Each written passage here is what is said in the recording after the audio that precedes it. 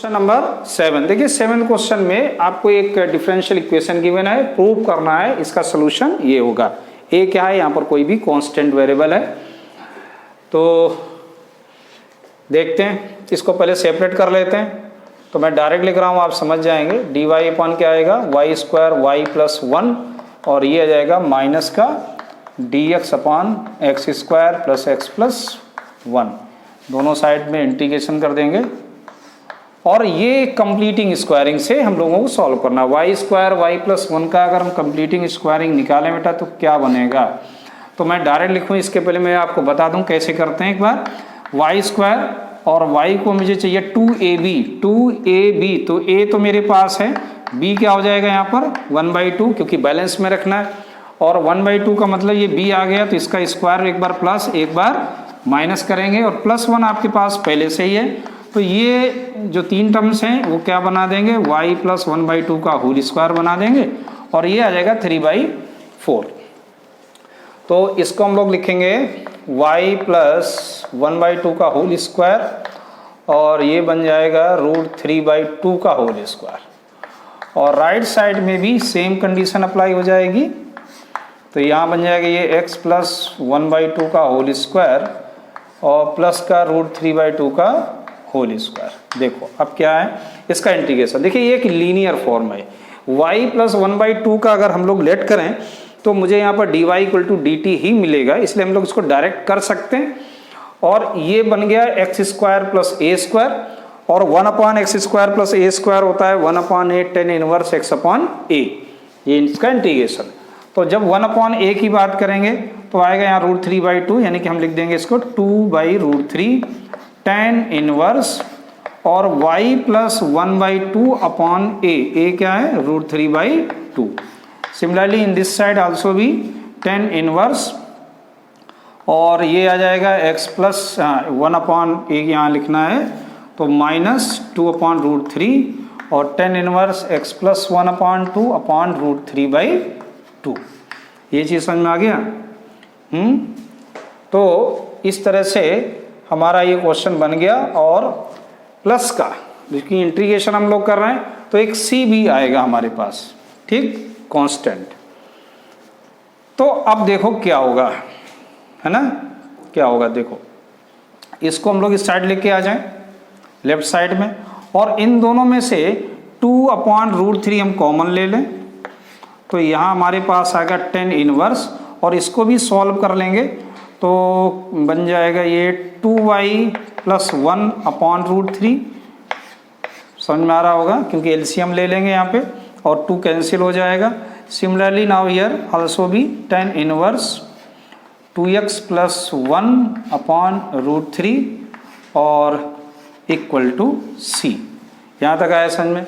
अब इसमें लगा देंगे tan inverse x plus tan inverse y की आइडेंटिटी, और 2/√3 को भेज दो राइट साइड में, तो ये आ जाएगा tan inverse x plus y, यानी कि 2y plus 1 upon √3 plus 2x plus 1 upon √3 x plus y upon 1 minus xy, यानी कि 2y plus 1 upon √3 into 2x plus 1 upon √3। Okay, कुछ इस तरह से, और ये बन जाएगा √3c अपॉन 2। यहाँ तक आया समझ में। चलिए अब इसको आगे और हम लोग सॉल्व करते हैं।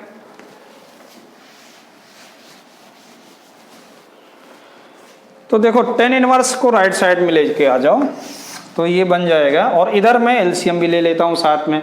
तो देखिए क्या आएगा, 2y plus 1 plus 2x plus 1 and whole upon √3 और होल अपॉन, और इधर देखिए √3 और √3 हो जाएगा, और 3 बन जाए 3, यानी कि यहाँ पर क्या आ जाएगा 3 माइनस, और इन दोनों का हम लोग मल्टीप्लाई करेंगे, इन दोनों का मल्टीप्लाई करेंगे। तो देखो क्या बनेगा, क्योंकि हम लोगों ने फार्मूला लगाया tan inverse x plus tan inverse y, tan inverse x plus y upon 1 minus xy का। तो जब आप मल्टीप्लाई करोगे बेटा, तो मैं देखो डायरेक्ट लिख रहा हूँ, यानी कि मैं यहाँ पे 3 को एलसीएम ले रहा हूँ, तो यहाँ आ जाएगा कितना 2y का इंटू क्या है, 1 का इंटू क्या 2y माइनस 1 1 का इंटू 2y प्लस 1 में, और 2x का इंटू इसमें करेंगे तो क्या आएगा, माइनस का 4x माइनस का 4x माइनस का 2x। ये चीज़ समझ में आ रही ना, माइनस का 2xy, सॉरी माइनस का 2xy और माइनस का 2x, ये चीज़ समझ में आ गया होगा होल अपॉन में। और देखो ये √3/c है, √3/c, तो √3/, ये 10 को मैं राइट साइड में ले जा सकता हूँ। चलिए इसको मैं इस तरह से लिख सकता हूँ, 10 इनवर्स √3c/2, कुछ ऐसे लिखा जा सकता है। अब देखो जरा सिंप्लीफाई करो, 2y plus 2x plus 2 upon का √3 है, इंटू 3 ऊपर जाएगा, इस तरह से हम लोग लिखेंगे, और होल अपॉन। देखिए कुछ चेक कर लो, तो यहाँ देखो 4xy है, यहाँ पर माइनस का 1 है, 3 है, तो 3 और -1 कितना हो गया बेटा, 2, और ये देखो माइनस का 2x हो गया, यहाँ पर ये माइनस का 2y है, और इधर माइनस का 4xy है। अंडरस्टूड, समझ में आ गया। चलिए थोड़ा कैलकुलेशन है, सावधानी से करेंगे, प्लस माइनस देखकर आपको करना है। अब देखो यहाँ पे 2 कॉमन ले लेते हैं, तो क्या बचेगा, y प्लस एक्स प्लस 1, ठीक, और इधर देखो इसको मैं इसके नीचे लिखता हूँ, और यहाँ भी मैं 2 कॉमन लेता हूँ, तो आएगा 1 माइनस एक्स माइनस वाई और minus 2xy। Understood, equal to, अब यहाँ बचा 3/√3, 3/√3 को मैं राइट साइड में भेज देता हूँ, तो आएगा √3/3 tan इनवर्स √3c/2। ये चीज़ समझ में आ गया। तो देखो यहाँ 2 से 2 बेटा कैंसिल हो गया, और ये पूरा एक कांस्टेंट है, ध्यान से देखो, पूरा क्या है, कांस्टेंट टर्म है, कहीं भी वेरिएबल नहीं है, सब कुछ कांस्टेंट है। इसको हम लोग a लेट कर लेंगे, तो क्वेश्चन अपना आएगा y plus X plus 1 whole upon y minus X minus 1 minus 2xy equal to a। So therefore y plus X plus 1 और equal to a 1 minus X minus Y और minus का 2xy। तो ऐसे आपका solution आ गया, तो prove हो गया, समझ में आ गया। a क्या है यहाँ पर लिख सकते हैं अपन, वेयर a क्या है, एक पैरामीटर कांस्टेंट है, इसकी वैल्यू क्या है, √3/3 tan inverse √3c/2। Understood, okay. So now come to another question number 8। देखिए 8 क्वेश्चन कह रहा है कि find the equation of the curve passing through the point 0,π/4। कहाँ से पास हो रहा है, 0,π/4 से। Whose differential equation is given, क्या कि sin x into cos y dx plus cos x sin y into dy equal to 0। ठीक है, ये समझो। तो कैसे इसको फाइंड आउट करें, तो बहुत ही आसान है, इसको हमें पहले सेपरेट करना होगा। तो देखो कैसे लिखें इसको, कि sin y into D Y, है ना, sin y into D Y, और आप पहले इसे लिख लो तो आपको आसान लगेगा c, और ये हो जाएगा क्या, माइनस का sin x cos y into D X. Cos Y इधर लेके आ जाओ, cos y को इधर लेके आ जाओ, और cos x को भाई राइट साइड वाले को दे दो इस तरह से, तो sin x upon cos x हो गया और dx हो गया। दोनों साइड हम लोग इसका इंटीग्रेशन फाइंड आउट करेंगे, है ना, सिंपल सा क्वेश्चन बनेगा।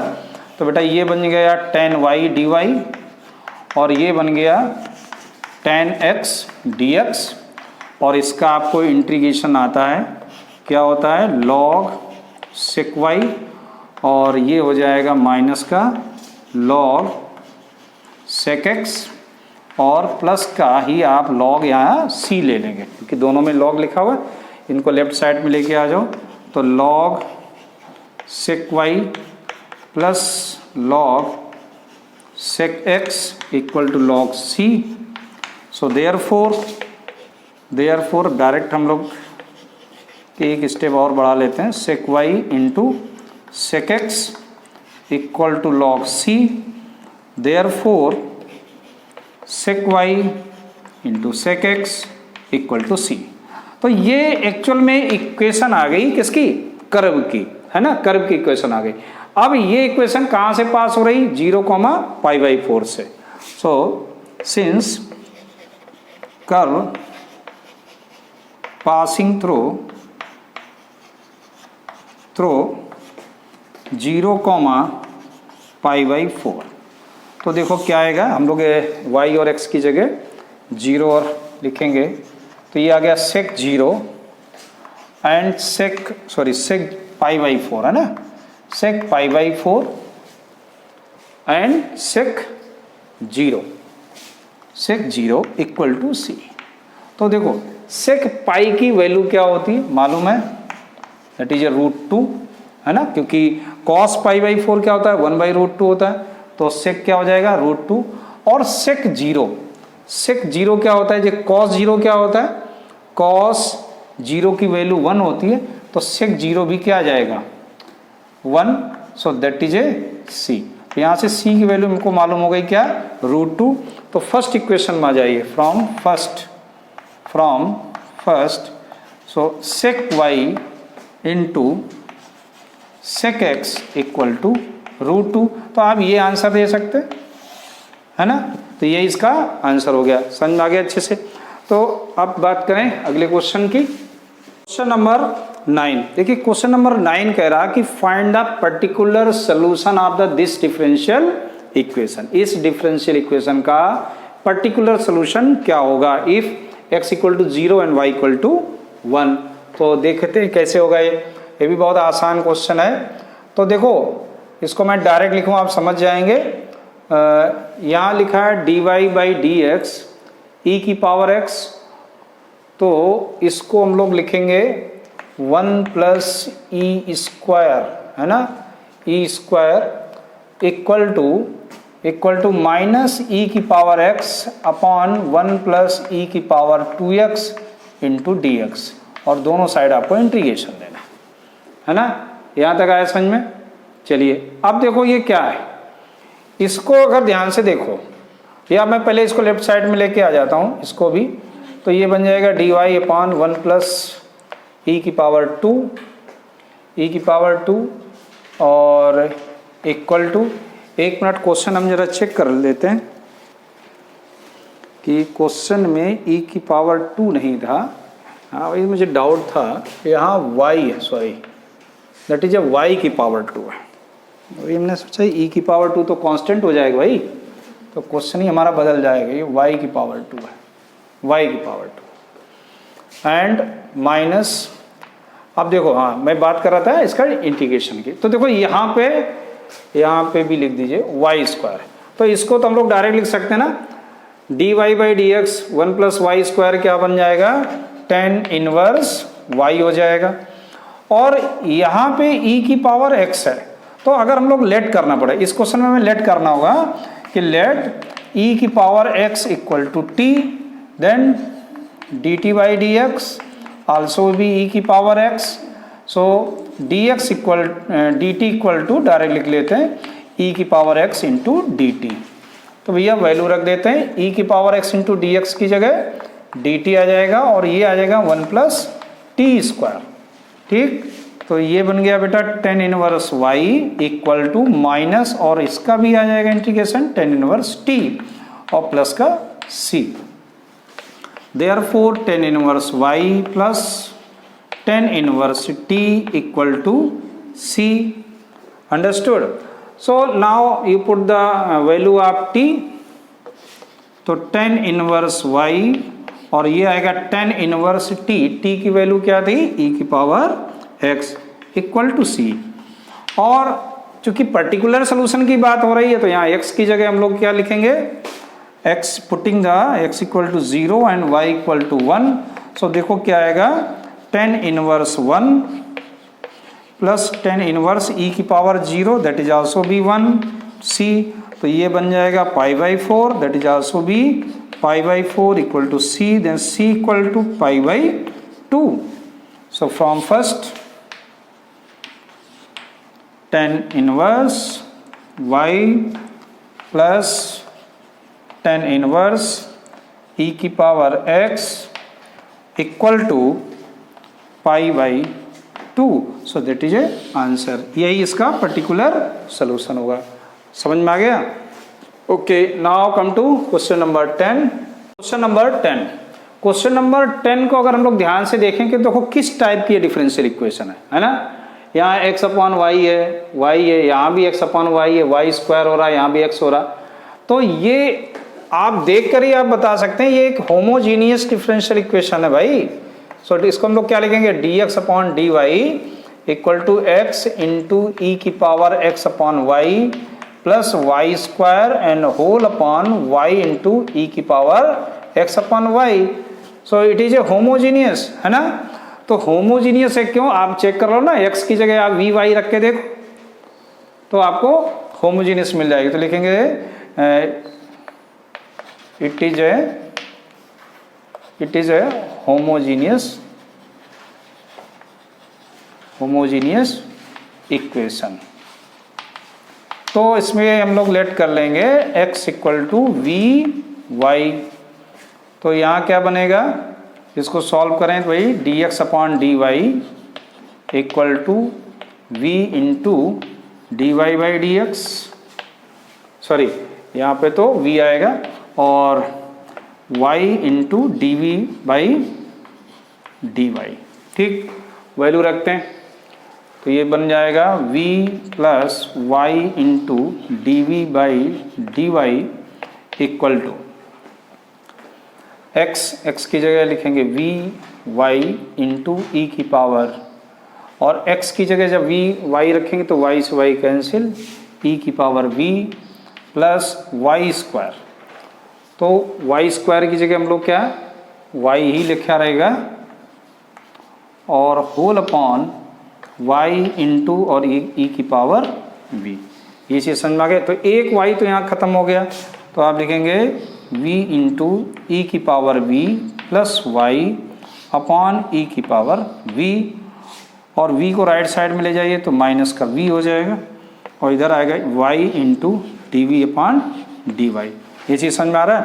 चलिए एलसीएम ले लीजिएगा, v इंटू ई की पावर v प्लस वाई, और ये आ जाएगा v इंटू ई की power v and whole upon e की power v and y into D we upon D y. तो ये दोनों हो गए कैंसिल यहाँ पे। तो अब आपके पास बचा y into D we upon D Y equal to y upon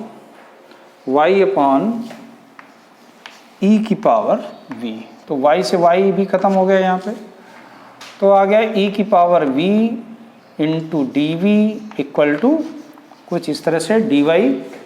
ठीक, अब इसका दोनों साइड में हम लोग इंटीग्रेशन ले लेते हैं। तो e की पावर v का बेटा e की पावर v आएगा, और dy का y हो जाएगा प्लस का c हो जाएगा, और यहाँ वैल्यू रख दो v की। तो v की वैल्यू क्या है, x अपॉन वाई। तो ये हो जाएगा x upon Y equal to y plus c. तो इसको हम लोग इस तरह भी लिख सकते हैं, y इक्वल टू सी, या आप ऐसे भी लिख सकते हो y माइनस ई की power x upon Y equal to भी सी। सी क्या है, सी तो चेंज होता है, यहाँ पर सी क्या हो गया माइनस, वेयर क्या है ये, where C that is A minus C. Understood. वैसे इसका सोल्यूशन हो गया। So now come to next question, question number 11। देखिए 11th क्वेश्चन में सबसे पहले हम लोग क्या करेंगे, क्योंकि यहाँ पर dx और माइनस डी वाई भी लिखा है, यहाँ भी यहाँ पर dx और dy लिखा है, तो सबसे पहले आप ब्रैकेट ओपन कर दो। तो ये आएगा x minus Y into D X plus X minus Y into D Y equal to D X minus D Y. अब देखो dx वाले एक साइड में कर लेंगे हम लोग, तो बेटा क्या बन जाएगा, ये x minus Y minus one into D X हो जाएगा, और इधर ले जाएंगे इसको तो हो जाएगा minus X minus Y minus one. ठीक, और माइनस ले लें कॉमन, तो कुछ इस तरीके से बन के आया क्वेश्चन।